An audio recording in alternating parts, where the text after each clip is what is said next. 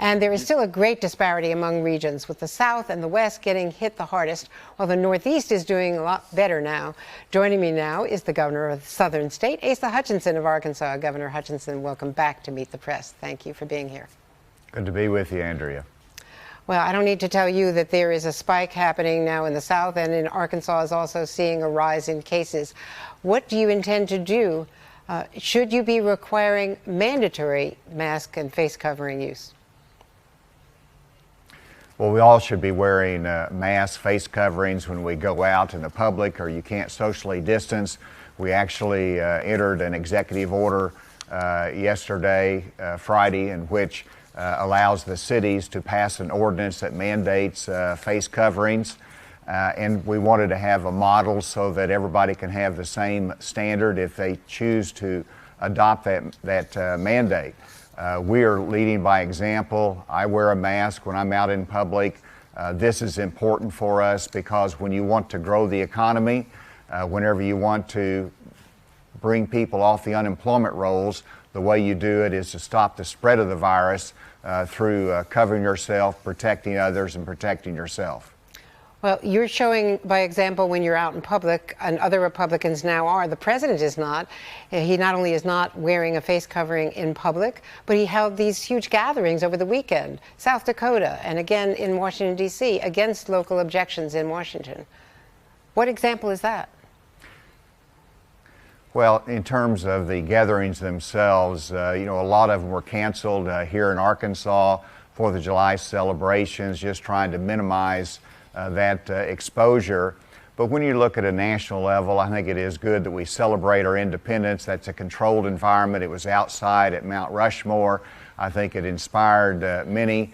Obviously, I would like to have seen more face coverings there in order to set an example. But what you have to do on this virus, and there is a virus fatigue in our country right now, and you have to live life. You can't stop every activity, but you have to be in a controlled environment in which you do protect yourself and others and take it seriously. So there's this balance of reflecting to America how serious this is and a big a fight that we're in, but at the same time, let's manage our way through this so that we can continue to live life even though we're all very, very tired of this virus. Governor, there was absolutely no social distancing in South Dakota. There were thousands of people there sitting absolutely crowded in, and no face coverings as well.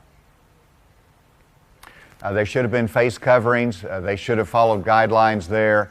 I know that it's a controlled environment, so it's really more about setting the example, but I know how important this was to Governor Noem. She has been asking the president about this months ago. This is not something that was set up at the last minute. It was planned, and it was a controlled environment. With all due respect, though, if the president wanted to come and hold a rally in Arkansas, as he did in Tulsa, indoors, and in Phoenix, he had a big gathering there, and we've seen Secret Service agents and other members of his advance now sick, and also from the vice president's advance in Arizona.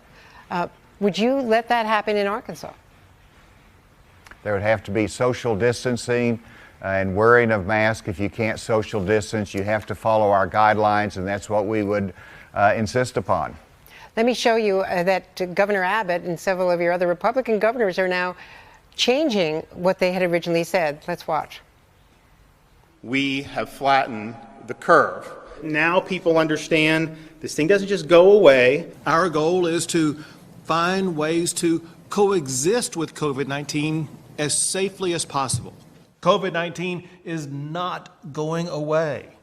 In fact, it's getting worse. I want to encourage people to get out and about, to take a loved one to dinner, to go retail shopping. Our message to Arizonans today is clear. They are safer at home.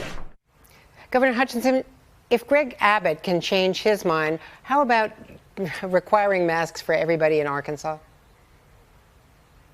Well, I think that's what's unique about the governors leading and showing flexibility in their states.